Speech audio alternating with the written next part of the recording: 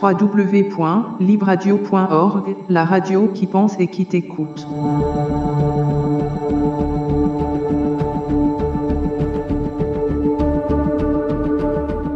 J'aimerais maintenant qu'on en arrive aux différentes actions à venir. Alors, vous avez organisé une cagnotte, parce qu'il vous faut un petit peu de sous pour arriver à payer tous ces frais-là. Et puis également une manif. Alors, veux-tu nous dire un petit peu les infos pour ces deux éléments? Ouais, donc la cagnotte, on l'a lancée parce qu'en fait, même avant de l'envisager, entre guillemets, c'est qu'on a eu énormément de demandes de soutien, que ce soit par mail, par les réseaux sociaux ou par directement les gens qui viennent nous voir au local, de savoir comment on pouvait nous aider, notamment au niveau financier. On a décidé de lancer la cagnotte parce qu'il y a toujours une interrogation forcément au niveau de l'assurance. Voilà, l'expert n'est pas encore passé, on ne sait pas du coup si tout va être pris en compte, de quelle manière, et s'ils vont vouloir vraiment faire aussi ce qu'on a envie de nous faire pour sécuriser un maximum ce local.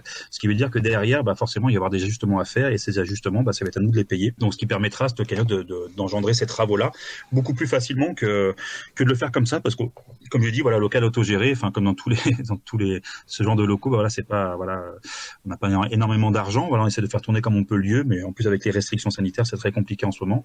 Donc la cagnotte va vraiment servir à ça. Et puis au pire, si on a encore de l'argent dessus, ils serviront à être soit utilisés pour une toute petite partie pour le remboursement des murs, parce que du coup on a toujours des camarades qui sont en attente de remboursement, et ou soit reversés à d'autres collectifs de lutte, forcément quand on aurait besoin. On pense notamment, pourquoi pas, à l'association PES s'il y a besoin, au collectif de MSG qu'on accueille aussi dans les locaux, ou à d'autres collectifs de lutte. Donc ça, il n'y a aucun souci par rapport à ça. Et la deuxième action, qu'on n'a pas tardé à lancer, c'est une manif qui aura lieu du coup le 3 avril. Une manif qui a été déclarée assez rapidement à la préfecture, dont on attend forcément des nouvelles, on n'a toujours pas, avec un parcours forcément aussi très politique, à savoir qu'on souhaite passer par le quartier du Vieux-Lyon, où il y a la Traboule et la Gaugée. Ça, c'est vraiment une demande de notre part, et on espère vraiment que ce sera le cas. Et en tout cas, on fera tout pour que ce soit le cas, même si la préf n'est pas d'accord au départ. Donc ça va être encore un bon rapport de force à jouer. Ce qui est assez intéressant, c'est qu'au niveau local, il y a énormément de soutien sur l'appel à la manif. Alors nous, on fait partie d'un collectif qui s'appelle le collectif Fermons les locaux fascistes, qui avait justement pour but la fermeture au départ du pavillon noir du bastion social. Ça a été fait, et donc maintenant centré sur les 2 locaux de génération identitaire. Donc ce collectif qui est assez large aussi, forcément nous soutient et appelle à la manif. On a aussi un arc syndical assez important qui appelle du coup à la manif aussi. Alors j'ai plus tous les syndicats en tête, mais il y a la CGT, il y a Solidaire, il y a la CNT, il y a la CNTSO, il y a la FSU qui est un syndicat d'enseignants, il y a l'UNEF. Un arc assez large en fait, en tout cas de soutien, et qui appelle à cette manifestation-là. Et surtout, vu qu'on est une fédération, qu'il y a plein de groupes qui existent au niveau de la France, et au niveau fédéral, il y a notre groupe politique de l'UCL qui a pris aussi les choses en main, parce que du coup, forcément, quand on attaque un militant, une militante, un local de l'organisation, c'est comme si on s'attaquait à toute l'organisation, et qui du coup a lancé un appel national sur la manif. Et donc là, vous pourrez jeter un petit coup d'œil, c'est en lien sur le site de l'Union de l'UCL, et avec une liste de signataires qui est assez importante. Et ça fait vraiment plaisir aussi, parce que des organes nationaux qui signent, notamment aussi au niveau syndical, mais aussi des organes de lutte. On sait du coup qu'il y a du soutien derrière, et que la manifestation, malgré les conditions sanitaires, va sûrement être un gros succès. En tout cas, on l'espère, que les gens n'ont pas trop peur de sortir par rapport à la situation sanitaire, et qu'on pourra faire vraiment une grosse mobilisation pour aussi montrer la réponse à cette attaque, et que cette mobilisation elle est large. Et puis également, concernant la cagnotte pour faire les dons, où trouve-t-on les informations? Toujours sur le site de l'Union communiste libertaire? Sur le site de l'Union communiste libertaire, il doit y être aussi, mais en tout cas, on a un site de la librairie. Alors le site, il est tout simple, donc c'est laplume-noire.org. Et en fait, si les gens, après, il y a des gens qui préfèrent pas donner d'argent. Nous, il y a aucun souci avec ça. Sur ce site de la librairie, en fait, donc en premier, on a l'accès du coup sur les dons financiers. Donc il y a un petit lien sur lequel cliquer, et du coup, vous pouvez faire un don. Mais il y a aussi du coup notre stock de livres en ligne, et que du coup, on a déjà eu une bonne quinzaine de bouquins qui ont été commandés en soutien, en fait, parce qu'on sait que la librairie ne peut pas l'ouvrir normalement, et on peut peut-être pas l'ouvrir pendant un petit temps normalement. On pourra pas du coup vendre nos livres comme on le fait habituellement, et donc du coup des gens, mais notamment des gens en dehors de Lyon, par soutien soutien. Du coup, on fait pas mal de commandes là de bouquins. J'en ai posté pas mal ce matin d'ailleurs. Et du coup, c'est assez touchant aussi parce que le soutien, il passe aussi par là, hein, forcément, pas forcément d'une manière voilà, qu'on donne aux confidents d'études, mais aussi en achetant nos bouquins. Vous êtes également présent un petit peu sur les réseaux sociaux ou bof? Ouais, ça c'est un choix qui avait été fait aussi. Voilà, tout le monde fait pas ce choix-là, mais nous on l'avait fait. Voilà, on est sur les principaux réseaux sociaux, sur Facebook, sur Instagram, aussi sur Mastodon. Oui, donc voilà, toutes les infos forcément, elles sont aussi sur ces réseaux sociaux. J'allais le dire, une question maintenant qui est peut-être indiscrète. Tu y répondras si tu le souhaites ou pas. Alors voici la question. Avez-vous pris d'autres mesures concernant des possibilités d'attaque à nouveau, typiquement des permanences, des groupes de riposte, des observatrices et des observateurs qui seraient en place. Voilà, est-ce que c'est le cas, et si c'est le cas, est-ce que tu veux nous en dire quelques mots? Ça a déjà été le cas par le passé, voilà, sur différents événements où on savait qu'il y avait un risque plus ou moins élevé, voilà, selon ce qu'on organise, selon ce qui se passe dans le quartier, etc. On sait qu'aussi un des leitmotifs un petit peu des groupes fachos, c'est de monter les pentes de la Croix-Rousse et d'arriver sur les pentes et de chercher avec des gens sur qui taper. Donc voilà, de temps en temps, forcément, il y a des veilles sur le quartier qui sont faites, etc. Voilà. Après sur le reste, tout restera pour l'instant, nous, la riposte, elle est vraiment du coup visible de la rue, par une manif pour l'instant, avec tous nos soutiens, etc. Et puis on verra bien par la suite ce qui se passe, voilà, et ce qu'il faudra faire du coup. Je sais qu'on a pas mal aussi de demandes, par exemple, des habitants et habitantes, et c'est sûrement ce qu'on fera aussi, une demande de réunion, physique avec nous, pour savoir un petit peu, parce qu'eux ils sont très touchés par ce qui se passe, et de pouvoir savoir comment réagir en fait en cas d'intrusion sur le quartier de groupe FAF, que faire, qui prévenir, comment réagir, etc. Et ça va être aussi un de nos axes de lutte, voilà, contre ces groupuscules, mais ça va être du coup de le faire avec le quartier, parce qu'on sait quand il y a une autodéfense qui se met en place dans un quartier, ça a aussi beaucoup plus de poids qu'une simple autodéfense de notre librairie. Absolument. Alors, très bien, tu parles d'autodéfense. Il y a tout de même plusieurs groupes ANAR à Lyon, Libertaire également. Alors, l'UCL, bien entendu, la Gale, il y a la Jeune Garde, il y a également une librairie, La Griffe, qui est, je pense qu'on peut le dire, analogue à la Plume Noire, d'une certaine manière. Alors, est-ce que tu penses qu'une coalition combative pourrait naître de ce fait-là, du fait qu'il y ait eu cette attaque-là, et qu'elle est une récidive?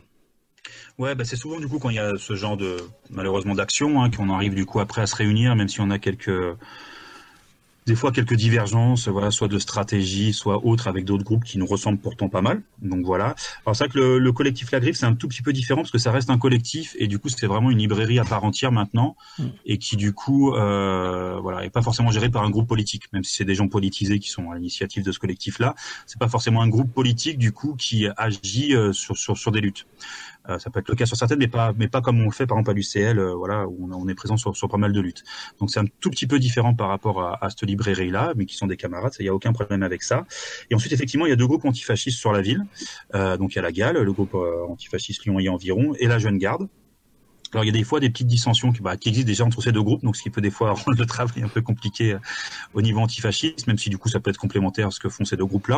Voilà, il n'y a pas non plus de guerre déclarée entre les deux. Donc du coup voilà. Alors on travaille plutôt avec la Jeune Garde en termes politiques parce que la Jeune Garde participe au collectif unitaire dans lesquels on est.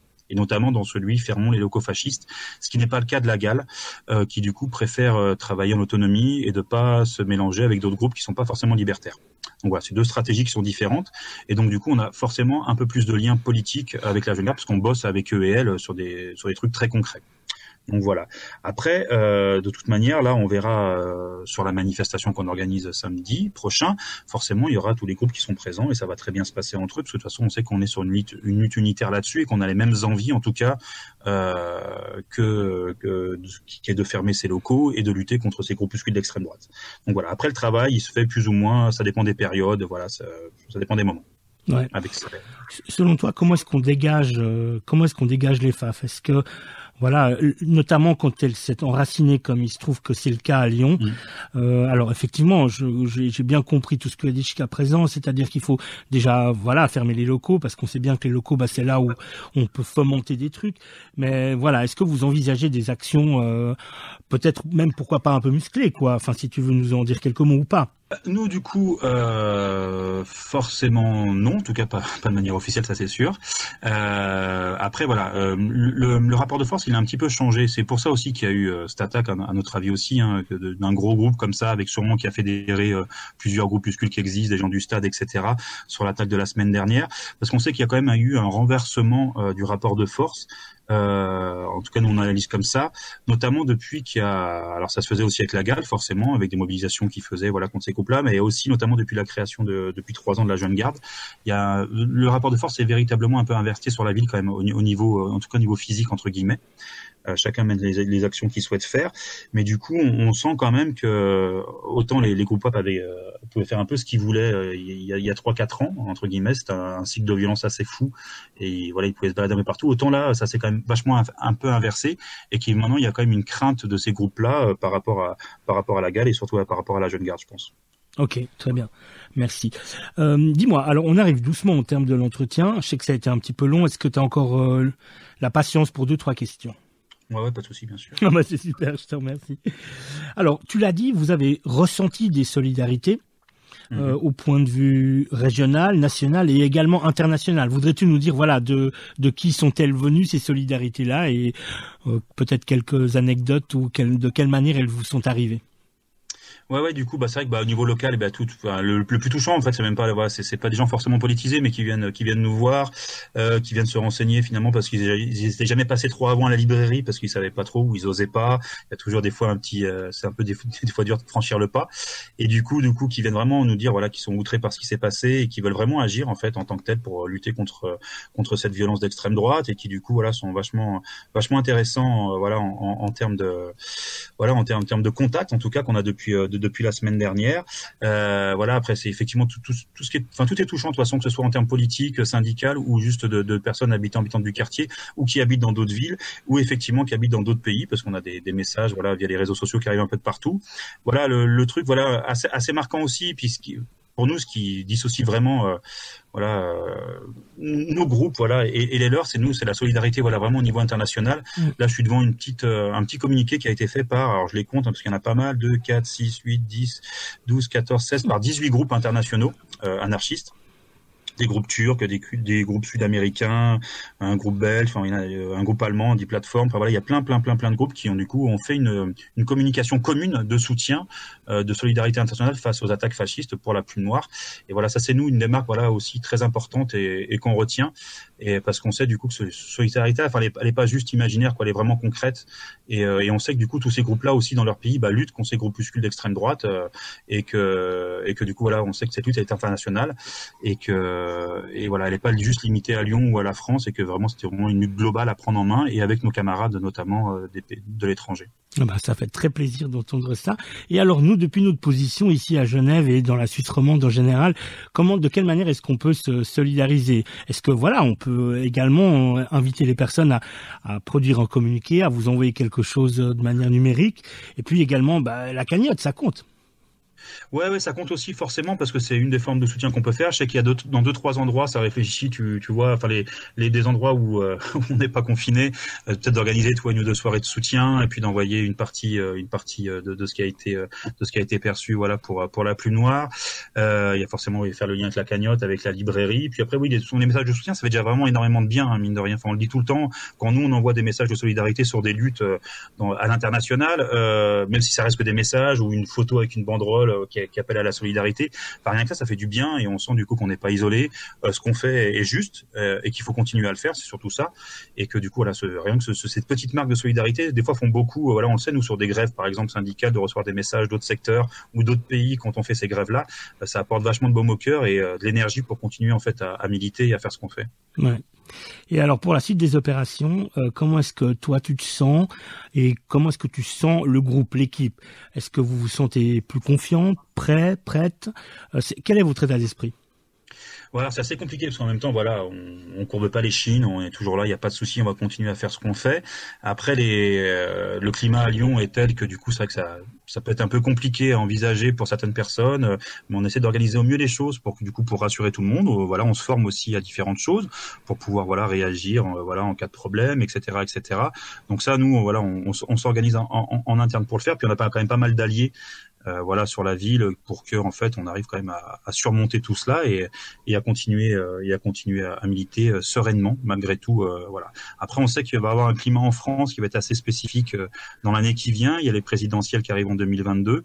On sait voilà le climat que ça peut entraîner auprès des groupuscules fascistes ou des individus fascistes, voilà, avec les candidatures d'extrême droite et éventuellement voilà toute la campagne qui va se préparer. Donc ça veut dire ils vont essayer aussi d'apparaître au niveau de la rue.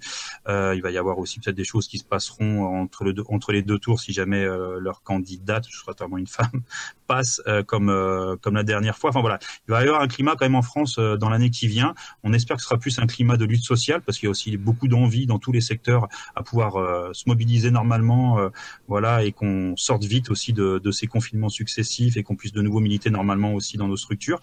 Voilà, donc soit il va y avoir, en fait, il y a deux possibilités, hein, soit il y a vraiment une véritable révolte sociale par rapport à tout ce qui se passe depuis des années en France et qui aboutira peut-être au printemps ou en cours d'année prochaine, ou malheureusement le contraire, plutôt un climat réactionnaire qui prendra un petit peu le pas, et nous on sera quand même là pour lutter contre de toute manière, quoi. Très bien. Alors je propose que pour en terminer, eh bien on rappelle les dates, les sites, réseaux sociaux, les appels, tout ça.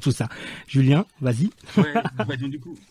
Pour la manif, alors la manif c'est samedi prochain, c'est le samedi 3 avril à 14h. Pour l'instant, au départ de la place des terreaux, qui est juste en bas des pentes de la Croix-Rousse. C'était important, nous, qu'il y ait un départ à ce niveau-là. Donc, on espère que ce sera bien le cas. On tiendra en tout cas au courant de tout ça par rapport à la réaction de la préfecture et au parcours de la manif. Il y a évidemment la cagnotte de soutien que vous pouvez retrouver sur le site de la librairie, laplusnoire.org. Et puis, même sans soutien financier ou autre, voilà, un petit message, un petit mail, comme on en reçoit énormément via les réseaux sociaux, via le mail de la librairie, ça fait aussi toujours du bien. On les transmet, tous. On essaie de répondre à tous les mails et à tous les commentaires, voilà, qu'on nous fait en solidarité. On essaie de faire ça au mieux, voilà, pour bien voir qu'on a bien reçu toutes ces marques de soutien. Et puis voilà, cette manif qu'on veut aussi nationale, c'est-à-dire qu'il y a pas mal de monde, si ils et elles le peuvent, qui vont nous rejoindre d'autres villes de France pour venir sur Lyon sur cette manifestation-là. Donc on invite tout le monde vraiment à venir et à participer à cette manif qu'on veut engager, voilà, pour que les choses changent enfin un petit peu sur Lyon avec l'impunité des groupes fascistes. Ouais, et puis on le rappelle, la Plume Noire, c'est une librairie et pas que. C'est également un lieu de rencontre et de solidarité qui se trouve à la rue Diderot sur les pentes de la Croix-Rousse à Lyon. Et puis ce qu'on pourrait également faire, ça c'est un message tous azimuts, c'est d'inviter toutes et tous à, voilà, pourquoi pas rejoindre ou carrément créer son groupe Antifa local. Et agir au mieux et à sa mesure et au mieux de ses moyens pour bien évidemment faire reculer le fascisme. Écoute Julien, je te remercie beaucoup merci à vous d'avoir pris le temps. Bon courage pour la suite des opérations, puis de toute façon on se tient au courant, on se tiendra informé, notamment pourquoi pas faire un petit billet après la manif, quoi. Ouais, pourquoi pas, ouais. On va essayer de prendre aussi pas mal d'images et de photos, etc. pour essayer d'en faire un retour aussi, qu'on puisse diffuser le plus massivement possible pour que les personnes qui soient pas là ce jour-là puissent voir un petit peu comment ça s'est passé, ouais. Très bien. Je te remercie beaucoup. Nos gens sont terriblement pauvres et... C'est normal. Les pauvres, c'est fait pour être très pauvres et les riches, très riches. www.libradio.org. Libradio, la radio qui rétablit l'équilibre.